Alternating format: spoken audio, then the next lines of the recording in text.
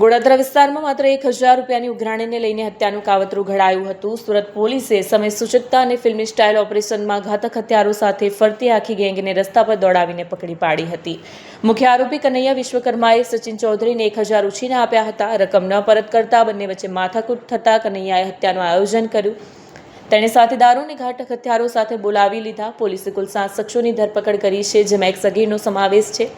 પકડાયેલા આરોપીઓમાં મનીષ ગુપ્તા, પ્રિયેશ દુબે, દીપક યાદવ, અમિત યાદવ, પ્રકાશ સોની અને અભિષેક યાદવનો સમાવેશ થાય છે.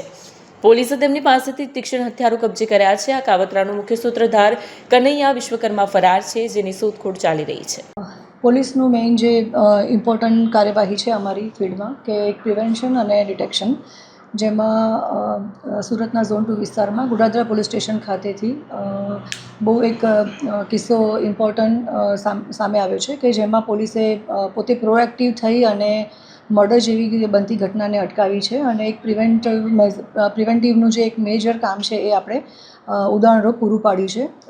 હકીકત એવી છે કે ગોડાદરા પોલીસ સ્ટેશન વિસ્તારમાં જે એક ફરિયાદી છે સચિન ધર્મેન્દ્રભાઈ ચૌધરી, જેની ઉંમર 19 વર્ષ છે, તેણે રાત્રે 11, સાડા 11ની આસપાસ જે ગોડાદરા પોલીસ સ્ટેશન છે એના સ્ટાફ છે એને ફોન કર્યો હતો કે મારે ગઈકાલે મારા જ મિત્રો સાથે 1000 રૂપિયાની લેતી દેતી બાબતે બોલાચાલી થયેલી હતી અને મેં 1000 રૂપિયાની પાસેથી ઉધાર લીધા હતા, પરંતુ પરત ન કરતા એ મને ખૂબ જ ગંદી રીતે મારી સાથે બિહેવ કરી રહ્યો છે અને અત્યારે એ લોકો ચપ્પુ અને છુરી સાથે મને મારવા માટે આવી રહ્યા છે. આ અગ્રેસિવ જે લોકોનું સ્વરૂપ હતું એ જે ફરિયાદી છે એને ખ્યાલ આવતા એણે તાત્કાલિકમાં પોલીસનો સંપર્ક કર્યો.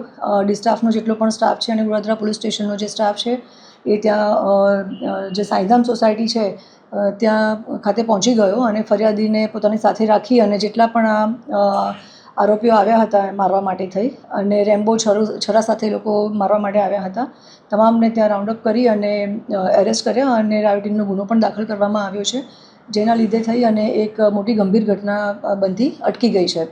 જેમાં જે આરોપીઓ છે ટોટલ 7 આરોપીને અમે અટક કર્યા છે અને બીજા 2 જે છે એ કાયદાના સંઘર્ષમાં આવનાર કિશોરો છે. જે આરોપીઓ છે મનીષ ઉર્ફે કાલિયા, પ્રિયેશ ઉર્ફે રાહુલ, દીપક રામજીભાઈ યાદવ, અમિત ઉર્ફે બીડી રાકેશ યાદવ, પ્રકાશ ઉર્ફે વિકી, ફાયરિંગ વિનોદ પ્રસાદ સોની, અભિષેક ઉર્ફે બચ્ચી વિજયકુમાર યાદવ અને કાયદાના સંઘર્ષમાં આવનાર જે કિશોર છે, આ બધાનો જે ગુનાહિત ઇતિહાસ છે એમાં મેઇન જે છે એ મનીષ ઉર્ફે કાલિયા છે, એના વિરુદ્ધમાં પણ લિંબાયતમાં બોડી ઓફેન્સીસ અને પ્રોહિબિશનના ગુના દાખલ થયેલા છે. ડિંડોલીમાં પણ ગુનો દાખલ થયેલો છે. પ્રિયેશ ઉર્ફે સાહુલ દુબે છે, એના વિરુદ્ધમાં પણ ગોડાદરા અને લિંબાયતમાં જીપી એક્ટ કલમ 135 મુજબ અને 379 મુજબ પણ ગુના દાખલ થયેલા છે.